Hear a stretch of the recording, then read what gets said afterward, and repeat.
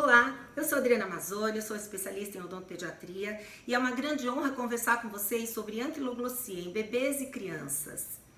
Bom, quando falamos desse tema tão polêmico e atual, é importante ressaltar a necessidade de diagnóstico e tratamento feitos em equipe.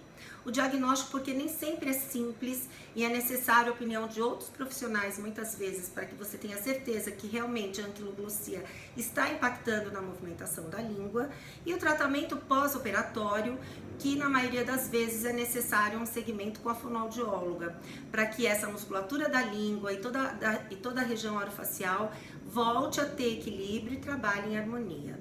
Bem, então, quando vamos pensar na anquiloglossia, vamos falar então do bebê ainda intraútero, na vida intrauterina. Então, a língua que era totalmente colada na mandíbula, lá pela 14ª, 15ª semana de vida intrauterina, começa a soltar as bordas laterais, e lá pela 29ª, 30ª semana de vida intrauterina, esse bebê já começa a ensaiar os primeiros movimentos de sucção e deglutição e organizar esses movimentos com a musculatura da língua. E com isso, aquela membrana que tinha ainda permanecido na parte central do ventre da língua começa a soltar através de uma apoptose celular do ápice da língua até o final do terço anterior da língua. Bem, por uma intercorrência que ninguém sabe exatamente qual é até hoje, existem sugestões, mas nenhuma evidência científica, essa apoptose celular para de acontecer em alguns momentos. Então, pode parar de acontecer no ápice da língua, um pouquinho mais para trás, um pouquinho mais para trás, muitas vezes aqui atrás, onde você fica numa dúvida se é borderline, se esse freio realmente está impactando ou não, e na maioria das vezes muito difícil fazer esse diagnóstico. Enfim, de qualquer maneira, quando isso acontece, a língua que deveria ter o movimento de sucção e deglutição ainda intraútero, começa a ter movimentos com impacto nessa movimentação. Então, a língua acaba não fazendo o movimento da maneira adequada desde a vida intrauterina. Conclusão, esse bebê nasce com uma língua que tem um impacto na movimentação, mas que já está trabalhando inadequadamente desde a vida intrauterina. E muitas vezes o bebê já nasce com uma língua com uma forma inadequada, com uma forma que vai impedir muitas vezes até o aleitamento materno. Bem, se nós pensarmos do bebê como uma massinha de modelar, e na criança também, onde nós vamos fazer força, ela vai crescer ou ela vai deixar de crescer, então nós vamos equilibrando essas forças para que essa criança cresça e desenvolva da forma mais harmoniosa possível. Se nós pensarmos assim, essa língua que está trabalhando inadequadamente desde a vida intrauterina também vai impactar em todo o crescimento e desenvolvimento dessa região orofacial.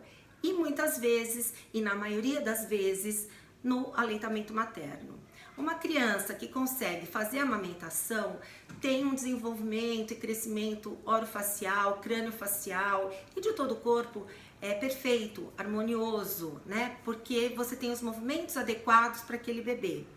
Quando esse bebê não pode mamar no peito, então você já começa a ter desvios às vezes na respiração, muitas vezes no crescimento e desenvolvimento das arcadas, e a própria língua que acaba não conseguindo se formar da maneira adequada. Essa língua que está inadequada para aquela boca, muitas vezes pode deformar ou desviar o crescimento e desenvolvimento da boca. Então, quando nós falamos nas consequências, as consequências são inúmeras. Então, por exemplo, uma dificuldade de amamentar e muitas vezes as mães desistirem, porque com a anquiloglossia muitas vezes as mães têm muita dor, ficam muito machucadas, o bebê não consegue tirar o fluxo de leite necessário, nem a quantidade necessária, então muitas vezes começa a acontecer o aleitamento misto, com o aleitamento misto perde-se o peito, enfim, e com a falta do aleitamento materno, nós já vamos ter muitas consequências, tanto pela saúde, pela falta do aleitamento materno, quanto por todo o crescimento e desenvolvimento do indivíduo como um todo. Então, a falta do aleitamento materno já é uma enorme consequência para essa criança no futuro. Fora isso, uma língua que deveria trabalhar de forma ondulatória, ela trabalha muitas vezes assim, quando ela tem um impedimento nessa região da membrana, que permaneceu no ventre da língua, na região do terço anterior. Então, muitas vezes essa língua trabalhando assim, ela fica com uma hipertrofia muscular num lugar inadequado, um desequilíbrio muscular dessa língua, e na introdução alimentar, muitas vezes o bebê começa a ter dificuldades para conseguir começar a comer. Então tem muitos engasgos, muitos soluços e muitas vezes nem aceita os alimentos em pedaços. Fora isso, a outra grande consequência é em relação ao crescimento orofacial. Então, o bebê já teve o déficit de não conseguir fazer o aleitamento materno. Então, ele já teve um desvio de crescimento, independente de qualquer coisa que ele usou para conseguir se alimentar até então. Com uma alimentação, uma introdução alimentar que pode ser deficiente, ele também vai ter déficit. E também uma língua que deveria estar trabalhando de forma adequada, equilibrando toda a musculatura, acaba muitas vezes com um freio segurando nessa região anterior do terço da língua, pode muitas vezes ficar com uma pontinha de língua mais flácida, mais arredondada, mais quadrada ou muito endurecida, fibrosada. E aí, para falar alguns fonemas como T, D, S, L, fica muito difícil para a criança. Então, quando nós pensamos quais as consequências da anquiloglossia, são inúmeras as consequências, porque só pelo fato do bebê não conseguir muitas vezes fazer o aleitamento materno, já tem consequências que são indescritíveis, né? Ele deixa de ter o padrão ouro do começo e desenvolvimento de toda uma vida. Então, isso já é uma consequência péssima que a anquiloglossia pode causar. E o fato de não conseguir se alimentar adequadamente, muitas vezes de falar adequadamente, vai fazer com que esse indivíduo muitas vezes não consiga se entrosar socialmente ou que não consiga ter realmente uma saúde adequada e principalmente que tenha um desvio de face. O bebê que tem a língua com dificuldade na movimentação, com limitação na movimentação e não faz o aleitamento materno, ele acaba tendo uma flacidez muscular na cervical. Então você pode também ter um reposicionamento da coluna cervical que não é tão adequado. Enfim, nós temos muitas consequências que não vale a pena deixar que esse freio permaneça na língua de uma criança.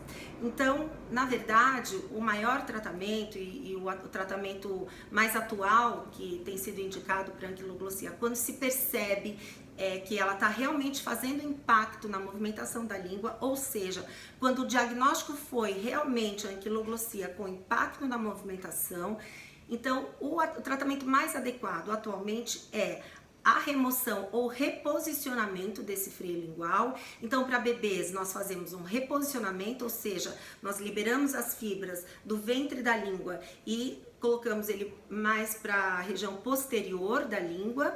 Ou, quando são crianças maiores, nós podemos retirar todo esse freio que vai fazer com que essa língua tenha uma melhor movimentação. E aí, inevitavelmente, a criança vai precisar de um tratamento, um segmento com a fonoaudióloga depois, para que ela consiga organizar novamente essa musculatura, para que ela consiga fazer uma mastigação adequada. Muitas vezes a anquiloglossia pode impactar na mastigação também, e para que ela consiga falar adequadamente. Então, que essa língua tenha realmente um grande posicionamento e de forma adequada na hora da fala. A língua que tem impacto na movimentação também tem uma grande questão que é em relação à autolimpeza da boca. Então, você retirar os alimentos que estão aqui embaixo do lábio superior, atrás do lábio superior, ou retirar o alimento que está atrás do dente do siso, né? Ou seja, do terceiro molar. Então, a língua tem que ter essa liberdade de movimentos para que a gente consiga ter uma vida melhor, mais saudável, mais adequada. Obviamente, todo ser humano foi feito para se adaptar. Nós nascemos e nos adaptamos com qualquer dificuldade. Então, mesmo quem tem a anquiloglossia presente com impacto na movimentação da língua, pode ter muitas dificuldades, mas se adaptar a essas dificuldades. Mas o que nós estamos sugerindo para os pacientes, principalmente para bebês e crianças, é que eles tenham o melhor tratamento. Então, com o diagnóstico mais adequado e o tratamento mais adequado pós-operatório.